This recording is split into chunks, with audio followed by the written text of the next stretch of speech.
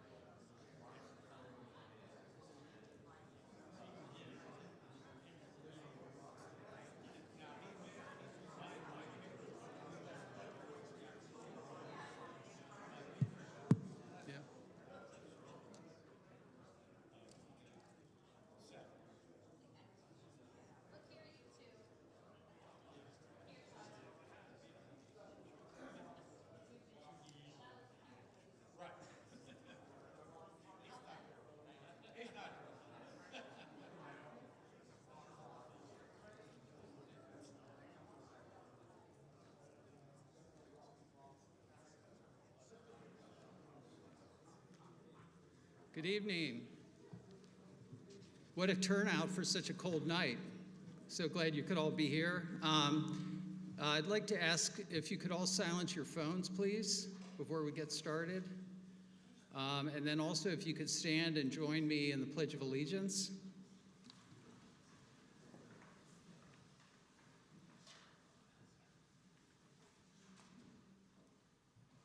I pledge allegiance to the flag of the United States of America and to the republic for which it stands, one nation, under God, indivisible, with liberty and justice for all. Thank you.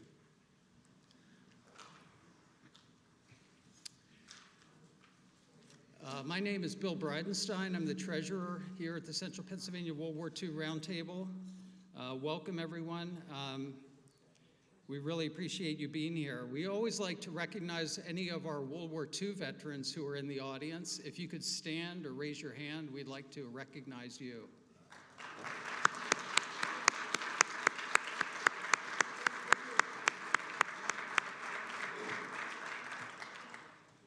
Also, any of our other veterans or current military, please stand or be recognized as well.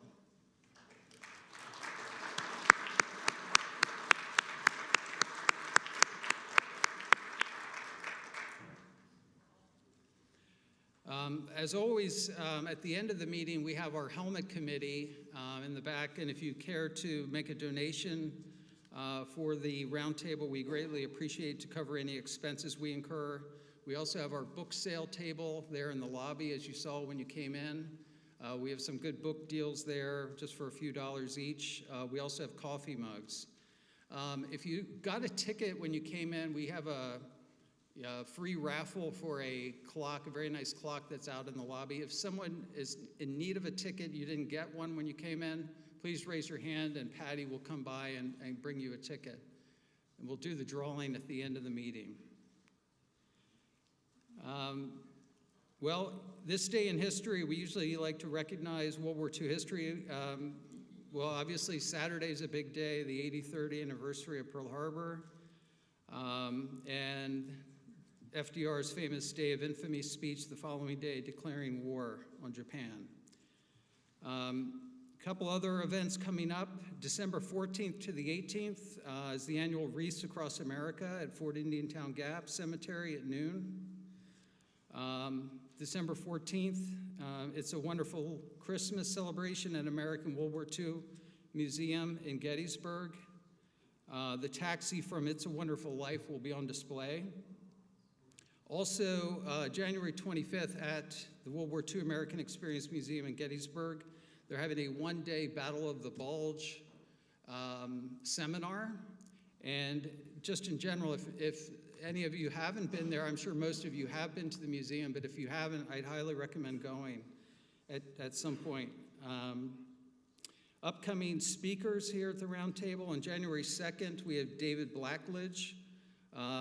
He was living in Manila when the war broke out and the Japanese invaded. He will talk about his father's service in the Philippines and his own family's rescue from Los Banos internment camp in February of '45.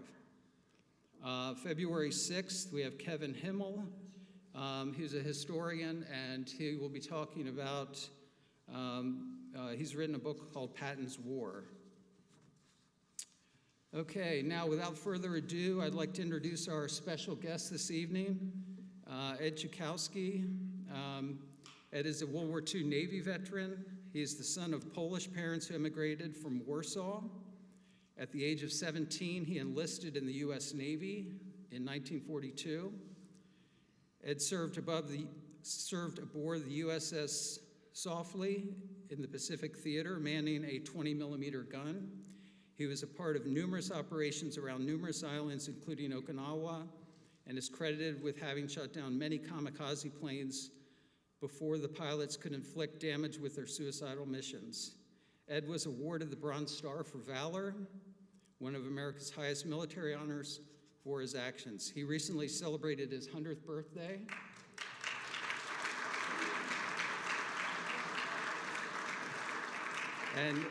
And he still resides in his hometown of Reading, Pennsylvania. So without further ado, I'd like to introduce Ed. It's an honor for you to be here with us tonight, and also Tyler, who will be helping him with his presentation. Repeat to me what he says. All right, you ready? Are you ready? Yeah. Hello, everyone. I'm Tyler. I'm a good friend with Ed. He has a little trouble hearing, so I'm kind of like his interpreter for the evening, and I'll kind of help him go through his story, because sometimes he'll talk about dirty jokes, which we don't need to hear. Don't lie. So, tell them where and when were you born? I was born in Reading, Pennsylvania. And my mother and father came from Warsaw, Poland. They're blue bloods. And that's where we lived. Anything? How many brothers and sisters did you have? 5 brothers, 1 sister. My one sister, she is well off. She is a ballet teacher. And any kind of dancer, she taught all the Russian stars and all the Hollywood stars to dance. Tell them where your brother was. What? Tell them where your brother was. Where they were, the brother. Where was your brother in December 7th? Where was he? Oh, my one brother was in the Navy, peacetime Navy. He was at Pearl Harbor attack. In fact, I seen him on a History Channel. I could tell the way he's standing was watching, looking over all the damage, what happened. Talk about the depression. The depression. How did the depression affect you and your family? The depression was terrible. We didn't have much to eat, and where I lived, there's a place called Reading Abattoir. And my mother used to sneak down there and milk the cows before they killed them to get some milk. Tell them where did you go to school? Tyson Chainer School, and I think I was near the Salvation Army in Reading. How did you hear about Pearl Harbor? Oh, I felt terrible about Pearl Harbor because I love this country, and my mother and father loved this country. My mother and father, my mother taught me Polish. When I talked Polish to my father, he said, "Stop it. Talk American. I'm an American, not the jabber, you know." And they were true blue Americans. And I felt bad, so I enlisted when I was 17, turned 18 at Guadalcanal, if you know where that is. That was the last island the Japanese were holding. And then if they would have took that, they wanted to invade Washington. And Yamamoto, a Jap admiral, said, "I'll go wild for half a year." Am I talking too loud? He says, "I'll go wild for half a year. After that, I'm afraid we awaken a sleeping giant. We can never win a war with America." And he was right. And then he was giving a pep talk in Munda to his troops. And the P-38 Lightnings was waiting for him because he broke the code. He was coming in. They shot him down. And then one captain of a submarine, his best friend was on a submarine. He was a captain. We caught him surfside. We blew him to pieces and sunk him. After the war, he was cursing our ship out. And if anybody here seen PT-109 before Kennedy became president, that's a destroyer I was on, super destroyer.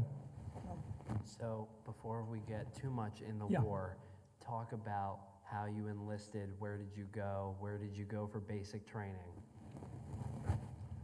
When I enlisted, I went Roanoke, Virginia for basic training. And of course, I got my judo training with the Marines and so forth and so on. And anything else? How did your parents feel about you going in the service with other brothers in the service? Well, they accepted it because they loved America, you know, and they just prayed for the best, you know. Tell the audience what ship you were assigned to, and what was it? I was assigned to USS Saufley, Saufley 465, and we went through the Panama Canal to go to South Pacific, Guadalcanal, take that. That's the only airfield we were holding. And the De Haven was one of them, us called Saufley, Saufley, and Pringle and the Renshaw. And De Haven, the captain wasn't too smart, saying, "Hold your fire." A bunch of planes were coming in. We only had the airfield there. And up above was Guadalcanal, Tulagi, Russell Island, Green Island, up through the line was all Jap-held air bases. What I did, I always shot well in front of them, and when they give me the dip, we're friendly, then I didn't have to shoot them, you know. I didn't listen to what he did. He got sunk immediately, a brand new ship, never fired a shot. That's awful. So tell them how many battles you were at, and slowly list them all. 16 battles, most highly decorated warship in World War II. It was at Guadalcanal, Tulagi, Russell Island, Green Island, Treasure Island, Bougainville, Villaville, Munda, Kwajalein, and the Wetak, Marshall Group, Saipan, Tinian, Guam, and Philippines is where we got hit with 2 kamikazes filling up with water ready to sink. But they knew what they were doing. They were bailing the water out and that. And the third one was coming in low. And all that excitement there. I thought I'm done for, but I'm gonna get him or he's gonna get me. And he was that close, about halfway up there. That's when I blew him apart. And I could see the hatred in his eyes while he was strafing me. And I don't know how this could happen. Them bullets were coming right for me. My loader panicked. He went over the side. I could have run behind the cannons, you know, behind that all metal, but I was diehard. I was pretty brave in them days. Now I'm afraid of a cockroach. But anyway, when I blew him apart, something flew past my ear. I thought it was the engine, and all this shrapnel went past me, and afterwards, I chipped this little Japanese writing off the big thing, she knows about it, that was on that piece of big thing, you know. And one crew member said, we only had one doctor. He says, I'm hit, Doc. He says, Dr. Hoffman from Tennessee. He said, you got part of the brains and the body parts embedded in you, but it's a shame. I don't know what battle afterwards he got killed, you know. We hate to lose him, but that's war, you know. And we rode a typhoon out. That was wicked. You know how a gallon jug is of water, how heavy it is? Can you imagine a wave higher than that roof? Tons of water. It hit the heavy cruiser Pittsburgh, sheared the bow right off. A little thin piece of steel was holding it together. How they did it, I don't know. They got coconut trees and built a bow. Isn't that amazing? Something. I'm gonna tell them something quick. How many what? I'm gonna tell them something quick. Go. So, what Ed forgot to mention, with the kamikaze that he shot, when he was saying all the shrapnel was flying past him, the radio of the plane fell right next to him, and he took out his pocket knife and chipped off a little metal insignia, and he has that metal insignia on the table. Oh, it's over there, yeah. I know God was with me. You had to be. Even a guy in a 40 millimeter said, I can't understand how them bullets were coming right for you. There's no way it could have missed you.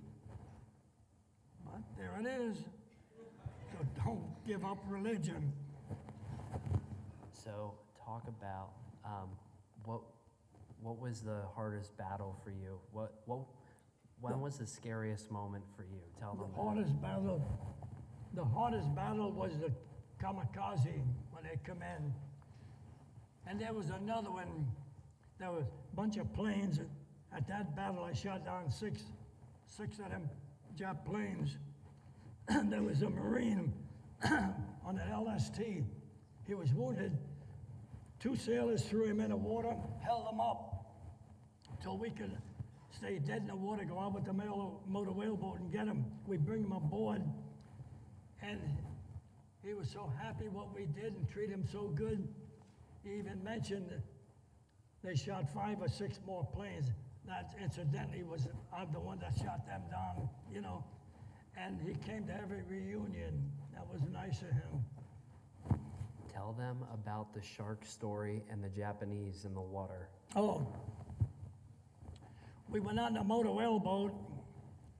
There was a Jap floating in the water. The lieutenant was chicken.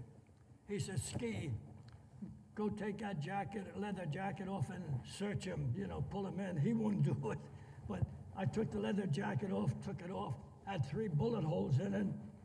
And after the war, I brought it home and I give it to a kid called Junior that worked at Western Electric in Reading.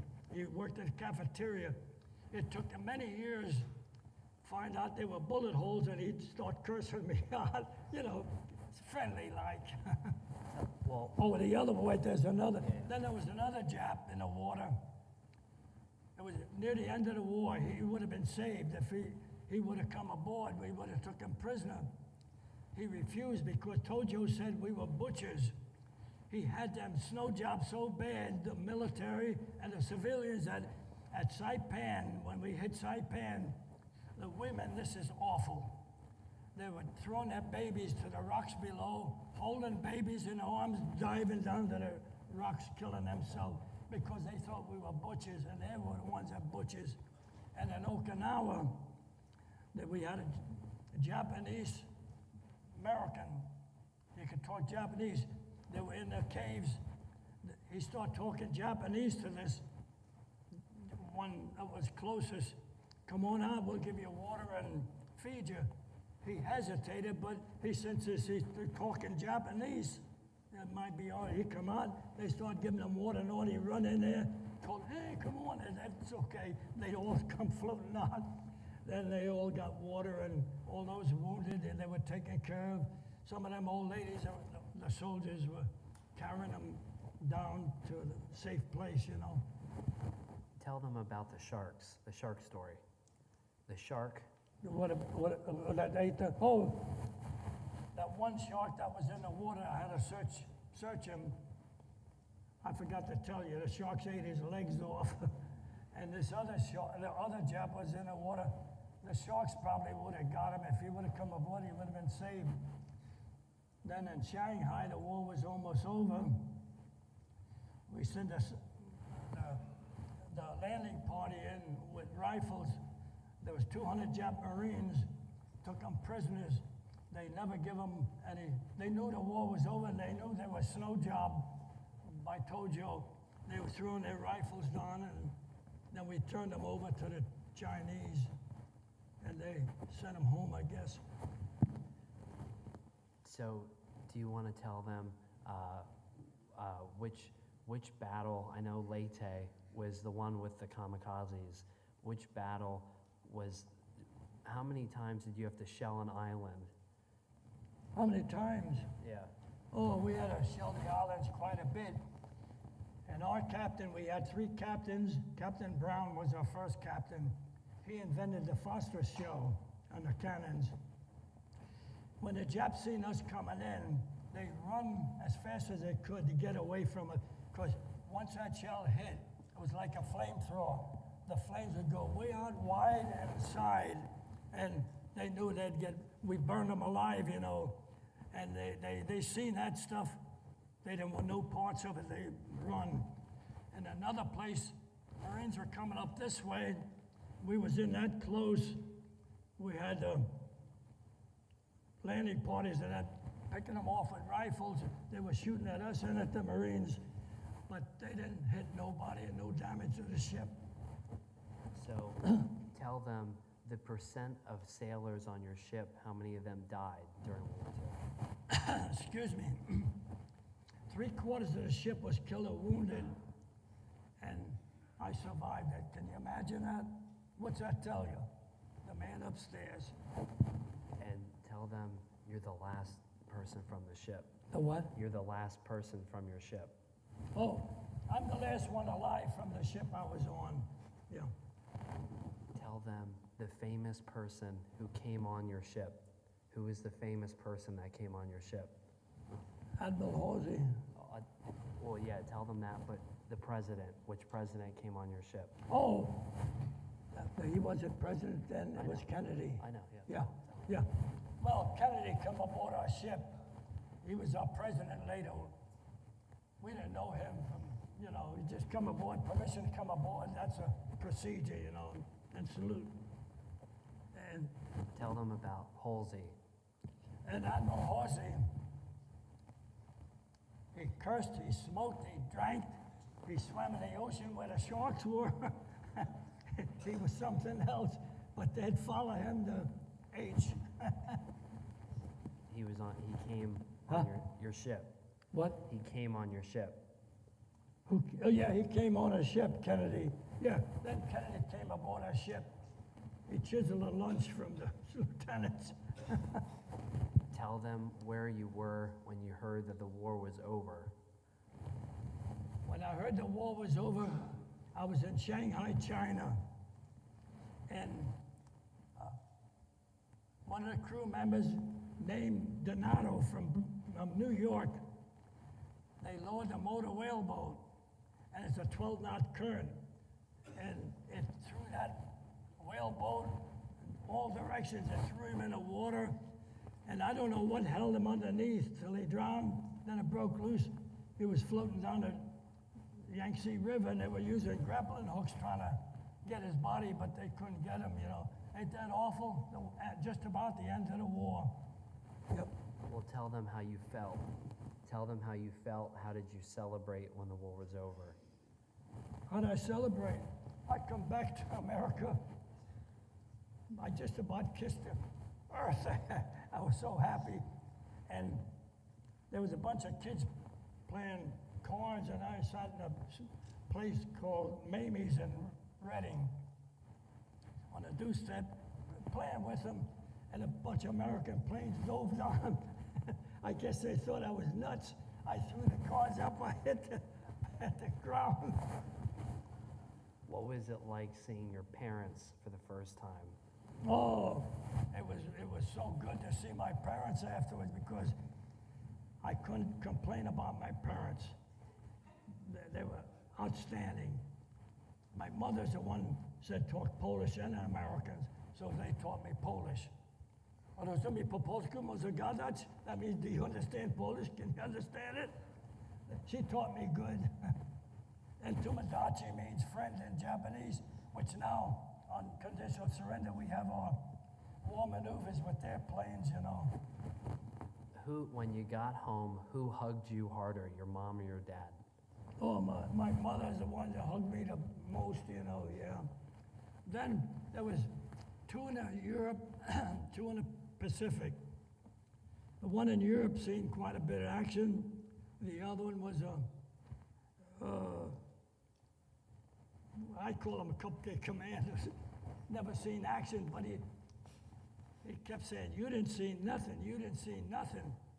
And my brother called me over, "Don't listen to him, I know what you've seen." Well, like I said, he was a cook, he never fired a rifle. And it was something. Then also, where I lived, there's a person there, a contractor, Pavia's. He used to make some good spaghetti, invite me, and I guess he was trying to marry off his daughter, you know, and he taught me a song in Italian. I couldn't believe it. I had to get out of there because he really wanted to get rid of his daughter. I guess she was there too long. So how many kids did you have, and say what did you do for work after the war? Oh, I had two boys. One was John, named, and Ed. John, he was terrific. He was a good son. The other one, he was all right, but smoking, drinking, and drugs. I paid him money to quit. I finally got him to quit drugs, but with all the smoking, drinking, it took a toll on his kidneys, and it killed him at a young age, you know. And a wife I met, I never knew this. Where I lived, I used to come out on the porch. She used to walk her father down to Penn Hardware. That used to be a hardware store where they made locks. And she said, the only reason I brought my father down here, you know, he could hardly see, was I was eyeing you up. She told me this after the war. I said, why didn't you tell me sooner? Just say hello. I would have did the rest. And a coincidence, a place in Reading, I can't think of the name. I know it good though. But anyway, I walked in that restaurant. I never went in my life, but I seemed to have to go in there. I went in and I spotted her. I come over, she was eating lunch. I sat down with her, start talking. That's how we got together, and I made the date, and then we kept going. Tell them, how long were you married to Ann? Oh, I was married something like 73 years, you know, yeah. And are you proud of your military service? Oh yeah, I'm proud of what I went through. I mean, it was hard, but I was one of them diehards, you know. Like I said, not only am I afraid of a mosquito, of a cockroach, I'm afraid of a mosquito even. Okay. If you had to do all of it all over again, would you do it? Yes, I think I would, because I love America. I know what they're going through. The American people are freedom, you know, and that meant the world to me. Do you want to see if they have questions about World War II? and then You have any questions about World War II? Anybody? he doesn't bite, I Huh? promise.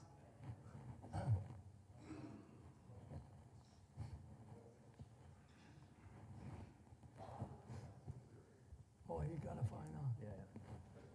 My dad was also from Reading, Pennsylvania. He served on board the USS what is it? Benyon and a lot of the theaters that he was in. I was wondering if he knew of the USS Benyon. So this gentleman, his dad was born in Reading, or from Reading, and he And was on the USS Benyon. USS what? Benyon. Oh, I never heard of that. No. He was at similar campaigns that you were at. Oh, okay. Yeah. The South Pacific, yeah.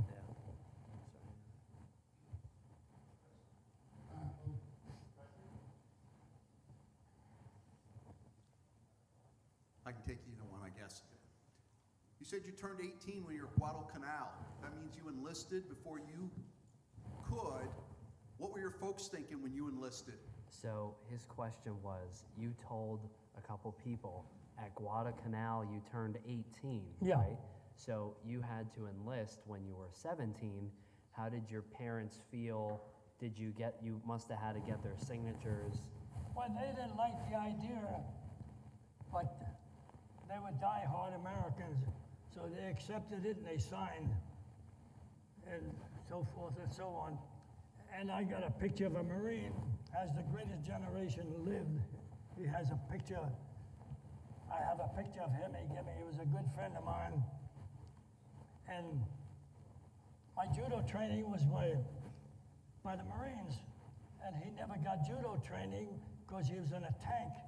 And I was showing the basic, somebody choking, just come up like this, and give him a judo chop, break the collarbones, and so forth and so on.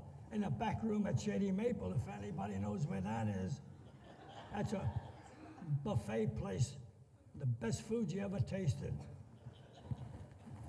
I'm gonna tell them the story about the pictures on the table. Go ahead. Okay, so about a year ago, a gentleman messaged me on Facebook and said his grandfather was on the USS Saufley, and this guy was also from Reading, and Ed is the last member from the ship still alive. So the gentleman wanted to come meet Ed, to get closer with his grandfather in a way. So when the guy came over to Ed's house, he brought a giant photo album, and we were going through the pictures, and we found 2 pictures of Ed that you never knew Did you about. show the picture all the islands you had to take? Man, it looks like hundreds of them. Yeah. I'll tell him. Okay, tell him that. So the one picture is him with a couple of his shipmates on the deck of his ship, which is a cool picture. But the second picture is really special because they're in a bar, of course, and they're all with their arms around each other. And Ed is in the center of the picture and with his arm around the guy's grandfather. And it was a really, really cool picture. And when the guy pointed to his grandfather, I said, "That's my grandfather." I'm like, "Ed, that's you right next to him." And Ed was like, "Oh my gosh." So that's a really cool story. And his name was Ralph D. Hart from Blandon, PA, if you know where that is. He had a gun shop. Anything else? We'll ask. Hold on. What was your job after the service? Oh, after the service, I drove sleeper for Shucks Motor Express. They had a terminal in Reading, and Branch Motor was right above there.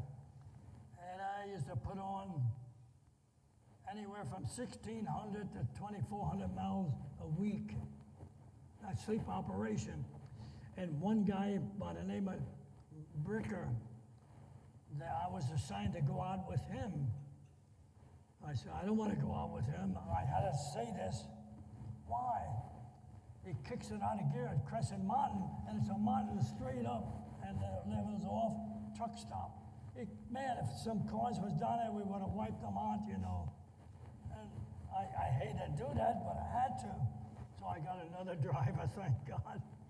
And then my one son, John, he drove for freight companies, and he drove the trucks 20 gears, 2 gear shifts, you know, powerhouses, diesel, sleepers, you know. Anything else? So just a disclaimer, Ed does not drive trucks anymore, so you don't have to worry about him taking you out. Do you guys have any other questions? And incidentally, my damaged nerves weren't bad. I could drive tractor trailer and everything, but as the years went by, they got worse, you know. So tell them how you would shoot a kamikaze. Tell them Oh. what you saw. When I was shooting at the kamikaze, a lot of them were shooting right for them. I wasn't. That's why I was so good with it. Even the captain said, "Who's that guy?" As the plane was coming, I shot a little bit in front of him so I could connect them. Because the plane's going and the bullet's going, they're going pretty close to the speed. That's how I used to knock them off. And there's one Marine that we picked up in the water. That's what he said about that. They shot down 5 or 6 planes, and that was me. I shot the 6 of them down, you know. I was pretty good with a rifle, 45, and 20 millimeter. And my son John wanted to go rat hunting at Maple Grove, if you know where that is. And a rat was running, and I followed him, and I pulled the trigger. I shot his leg off. My son looked at me, he couldn't believe it. And of course, the rat stopped. I was that close to him. I was gonna finish him off, but they go for your throat. I left it go.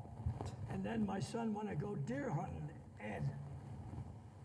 He had a bead with a 30-06. You couldn't miss 50 yards. Man, he was ready to pull the trigger. I couldn't kill no more. I knocked his hand up in the air. The bullet went up in the air. The deer took off, stopped, turned around. "Thank you, Ed." Then he took off. So, and when you were shooting at the plane, you saw the tracer, correct? Yeah. When you're shooting at the plane, you got what you call a tracer. You shoot a bullet and another one shows you where the bullet's going. That's how you can aim. You follow that tracer, you know. Anything else? Ed, your ship, what kind of ship was it and how many crew? So, the Saufley, tell them what type of ship, it was a DD what, and say how many people were on your ship. We had 300 people on the ship, on the Saufley. And that's spelled not like you think. It's Saufley, 465. And like I told you earlier, most highly decorated warship, only 5 out of the thousands of warships had more battle stars than us. That's because they got at Pearl Harbor and so forth. And of course, I told you in the Philippines where we almost went down to deep 6, we call it, the down sink, you know.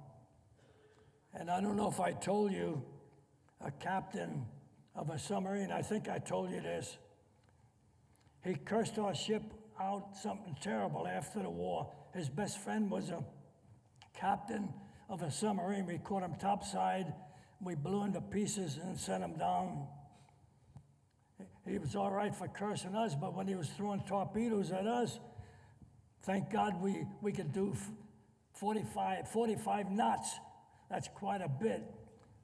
Hard emergency reverse, starboard, port. We missed every one torpedoes they threw at us.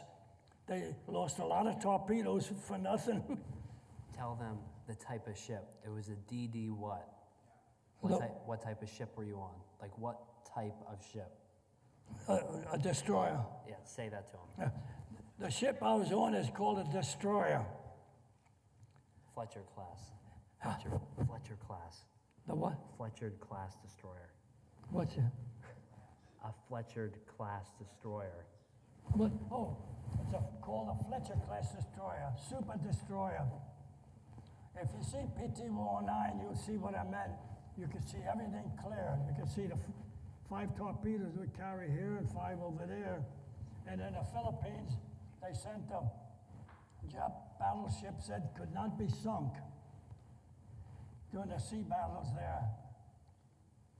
And between the Navy flyers and the Marine flyers from the carriers and us throwing torpedoes into it, that's I said, that's what you think, we sunk it anyway. I'm gonna take this off. Oh, I got this in my pocket. It's okay. It's all right. Just don't break it.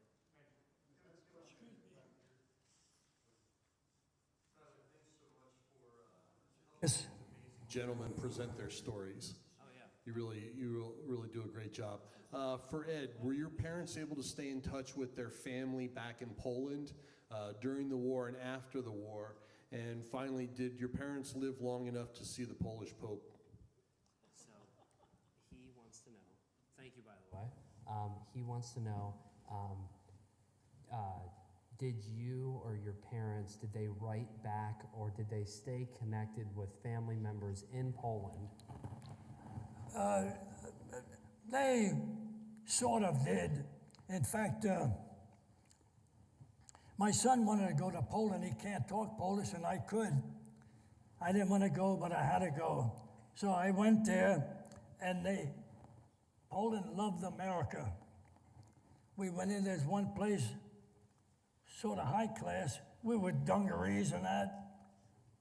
He said, hey, chodź tutaj, ludzie amerykański. That means, hey, everybody look up here, there's Americans. And they clapped, they love Americans, And incidentally, it was cold. That time I used cowboy boots. And one old lady said, "Ja lubię twoje buty." That means, she likes my boots, I said, yeah, me too. I didn't know what she was getting at. She said, you want to sell them? I said, no, it's cold out there. So what? They're tough people there. Did your parents get to see, did they get to live to see the Polish Pope, or no? No. Oh, and then, A question was asked, why did you join the Navy? Okay. One of the main popular questions is, why did you enlist in the Navy? Why not the other branches? well, I enlisted with Marines, but my mother wouldn't sign a paper. She says, you go in the Navy, because my one son was in the Navy. And incidentally, when they come across here, he come across with another person, and they used to booze every weekend, not to get drunk, just enough to feeling good.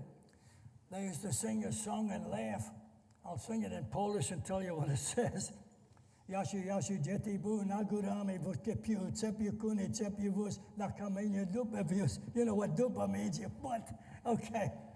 Johnny, where were you? Up in the hill drinking booze. I got drunk and a horse too. We dropped down on our butts in the grass. I used to laugh. I never forget that. So, out of all that, you chose the Navy because of mom and so. But is there? Hold on, they're going to ask another question. Yeah. Is there any other questions? Yes. Where did the ship go after the war ended, and how long were you on the ship? So, a two-part question. Okay. So, where did the ship go after World War II, and how long were you on the ship? Oh, I was on till the end.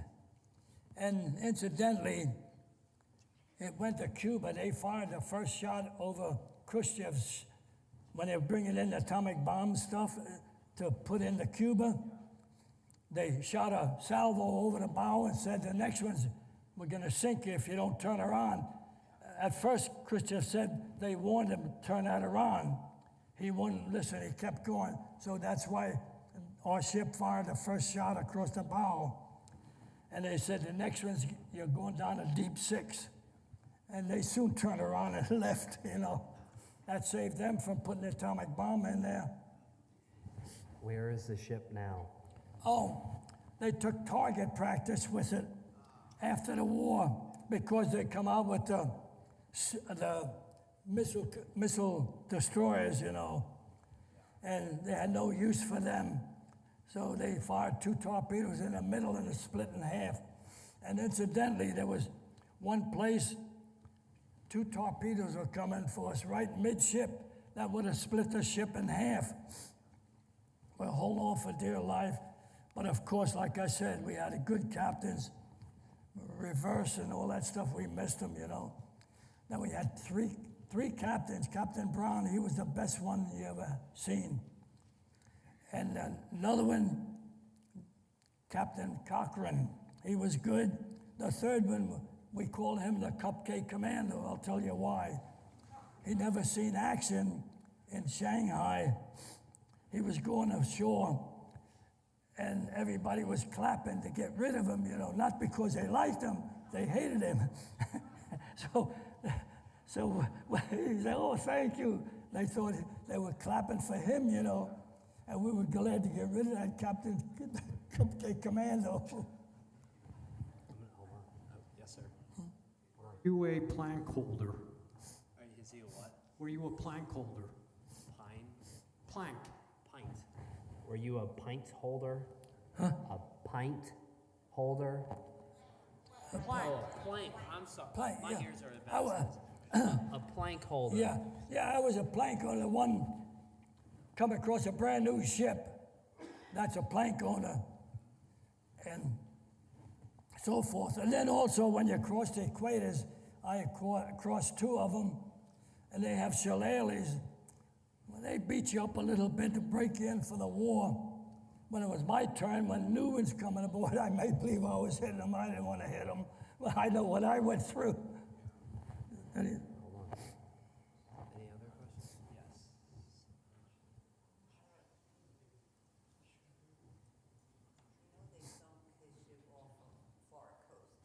Yeah, his ship is now a coral reef off of the Florida coast. I'm curious, being half Polish or fully Polish, how much did you and the other sailors on the ship know of the atrocities that were going on in Poland? Sorry, do you mind repeating that? He was Sure. Sorry. I was wondering how much Ed knew and the other sailors knew about what atrocities were going on in Poland at the time of the war. Okay. So this lady in the audience, she's Polish, and she wants to know, since even though oh, sorry. Yakshimash. No. That means how are you? Never mind. So she wants to know, even though you were on in the Pacific Theater, Yeah. did you guys, the Polish community, know what was happening over in Europe? Like, did you hear rumors or anything, or no? No, we didn't hear nothing about anything like that. No. They didn't pay much attention, I guess. Okay, so I guess not then. Is there any other questions? Sure. So I'm a historian by trade and a college professor by profession, and it was really interesting when you talked about President Kennedy. He wasn't president yet, but the young Lieutenant J.G. whatever going on the ship, PT-109 commander. Did he say anything to you? Did you talk to the young Kennedy, or do you remember anything that the guys told you he talked about when he was on your ship or anything, like the conversations he had, or Kennedy? So the question was, you said that you personally didn't talk to Kennedy, but what was Kennedy doing on your ship? What did he do? What did he say? Oh, I really don't know what he said, but he just come aboard and went to eat with the lieutenant, you know. But as far as his conversation, I have no idea. Yeah. He didn't talk to him, but he Yeah. We didn't know him, you know. He was just another person coming aboard. Hold on, we'll wait for more. Is there any other question for Ed? Any other questions anybody has? Questions, anybody?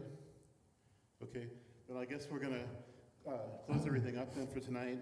Last few words here. So first I want to give a speaker gift, if I may, real quick. He's gonna give you a gift. Oh my God. It's our famous, Oh, famous coffee mug. Some of you know about them already. Round table. You've gotten the mug before, so you're good for. Thank you very Yeah, much. thanks for being here. Thank you for your service. Thank you for being here. He said thank you. Thank you. So I just want to say a few more words before we close for tonight. Let me get my trusty notes here. So once again, thanks, Ed, for your wonderful stories and firsthand account. We can't get that from historians. That's a secondhand account, but we would like the firsthand account whenever we can. Thanks, Tyler and Bonnie. Bonnie, we call her kind of his handler, helper, and also driver, and also Tyler. Did you drive tonight, Tyler? Oh, okay. So thanks, Tyler, and for being up front, helping our veteran. And so also, we want to thank all our other veterans too, of any wars. We're always thankful for that. Just real quick, January 2nd speaker again, Dave Blacklitz was a young teenager, witnessed the Los Banos raid by U.S. soldiers to liberate American soldiers, but he was a civilian that was interned with his mother, and his father was away serving, and he saw the U.S. troops come in and rescue them in the Philippines. February 6th, Kevin Heimel, patent historian, will be speaking about his book on patent. Our helmet committee gentlemen are in the back. They're always helpful. They're here every month. And we welcome you if you want to share in our cause, if you want to help our cause and with any donations that you can consider. We appreciate that. And I want to thank all of you for being here. You're what makes it special, along with our speakers, and help makes it happen every month. Thanks to our board members and other volunteers as well. And happy holidays coming up, so everyone have a good holiday. We'll see you next month. Thank you. Appreciate it. Thank you.